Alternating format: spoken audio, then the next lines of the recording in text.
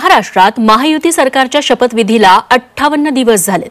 मंत्रिमंडळाचं खाते वाटपही झाले, मंत्र्यांना बंगले मिळाले। मात्र महाराष्ट्र सरकारचे कॅप्टन असलेले मुख्यमंत्री अजून त्यांच्या सरकारी निवासस्थानी राहायला गेलेले नाहीत। महाराष्ट्राचं सत्ता केंद्र म्हणून वर्षा बंगल्याला अनन्यसाधारण महत्त्व आहे।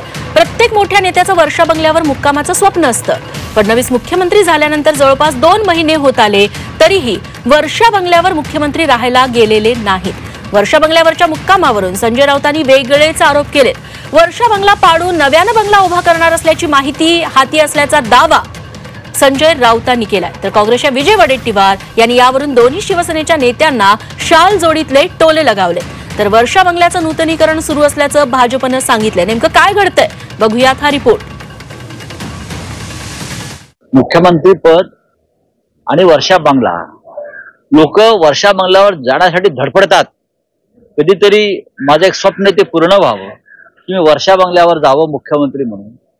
पण हे प्रथमच मी पाहतोय की देवेंद्र फडणवीस यांचा पाय पडत नाही वर्षा बंगल्याला।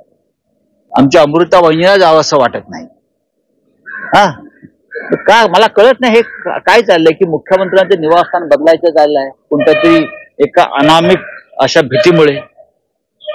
असं काय घडलंय की वर्षा बंगला पाडून नवीन तुम्ही बांधण्याचं ठरवलेलं आहे? माझ्याकडे माहिती आहे म्हणून सांगतो की संपूर्ण खोदकाम करून पाडून तो नव्यानं उभं करण्याचं आता काहीतरी चाललेलं आहे। हे सगळेच काळू जादूवाले असतील, एकमेकाचं माहीत असेल। आता सगळे ज्या बरोबर राहिलेत त्यामुळं रामदासजी कदम असू देत किंवा उद्धव ठाकरेजी असू देत किंवा एकनाथ शिंदेजी, हे सगळे शिवसेनेचे मोठे नेते राहिलेले आहेत। त्यामुळं काळी जादू पांढरी जादू हे सगळ्यांनाच अनुभव आहे असं माझं मत आहे। संजय राऊत इंटेलिजन्सचं काम त्यांचं सुरू आहे। आता मला माहित नाही त्यांना कुठनं माहिती मिळाली, परंतु असेल तर त्याच्यामध्ये काय आहे? ते काय कुठल्या भुयाराचा शोध लावायचा आहे की काय? त्याच्यामध्ये एक आपली वर्ष आहे, ते जर चांगल्या पद्धतीनं विकसित होत असेल, महाराष्ट्राचा मुकुटमणी आहे, मुख्यमंत्र्यांचं निवासस्थान आहे, त्याच्यामुळे राणा भीमदेवी थाटात काहीतरी मोठा शोध लावला, अशा प्रकारच्या थाटात संजय राऊतांनी काही राहायचं कारण नाही।